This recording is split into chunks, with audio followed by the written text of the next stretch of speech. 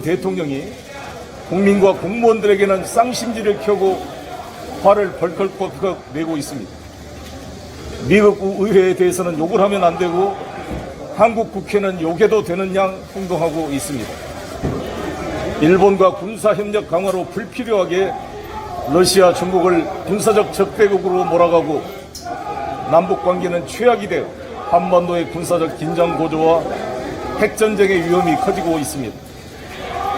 무능한 정권과 국민의힘에 나라의 운명을 맡길 수 없는 위험한 상황이 커지고 있습니다. 국민의 분노와 실망이 임계점을 향해 끓고 있습니다.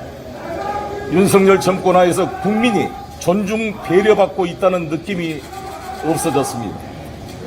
국민을 마치 하급차처럼 취급하는 것 같습니다. 모든 국민이 잠재적 범죄 피의자 취급을 받고 있습니다. 고관 대작들은 책임을 회피하고 애꿎은 하급직 공무원들만 다그치는 유체 이탈 정권이 되어가고 있습니다. 손바닥으로 하늘을 가리는 대통령실 변명이 계속되고 있습니다. 이에 대해 바른 말을 하는 국회의원은 안 보이고 간신들만 넘쳐나고 있습니다. 국민의힘 국회의원들의 윤석열, 김건희 대통령 부부에 대한 용비 어천가는 낯뜨고 보기가 부끄러울 정도입니다. 경기가 안 좋아 못 살겠다는 국민의 원성이 높아가고 있습니다. 대통령 처가의 양평 고속도로 게이트와 대통령 장모의 법정 구속을 보면서 춘향전에서 탐관오리 변학도의 확정에 암행어사 출두를 기다리는 백성들처럼 국민의 분노가 임계점을 향해 끓고 있습니다. 국민의 통합이 붕괴되고 공정과 형평이 붕괴되고 있습니다. 어느 나라 대통령이든 당선된 순간 자신을 지지하지 않았던 국민도 통합해서 나라 전체를 대표하는 대통령이 되겠다고 다짐하는 것이 상식입니다. 윤석열 대통령은 이러한 상식을 뒤엎었습니다. 자신을 수차례 죽이려 했던 박정희 대통령을 용서하고 박정희 대통령 기념사업에 협력하고 자신에게 사형 선고를 내렸던 전두환조차도 용서하면서 국민 통합을 했던 김대중 대통령을 생각합니다. 2002년 당시 800억이 넘는 불법 대선 자금 차떼기를 주도했던 이회창 후보를 기소조차 하지 않았던 노무현 대통령을 생각합니다.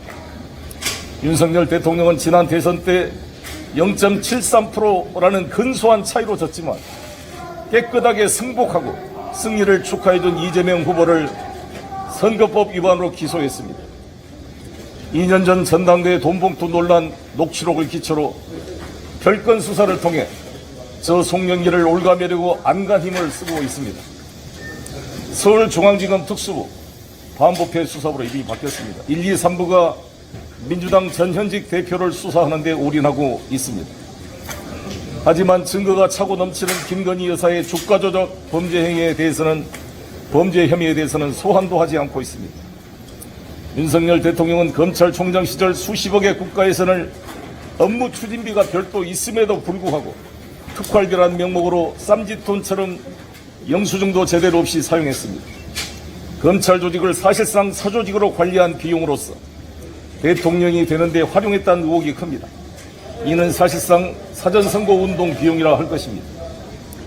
2017년 특수부 검사들 특활비 돈봉투 사건과 이번에 밝혀진 윤석열 검찰총장 특수활동비 지출 내역을 보면서 이것은 사실상 업무상 횡령이라고 생각합니다.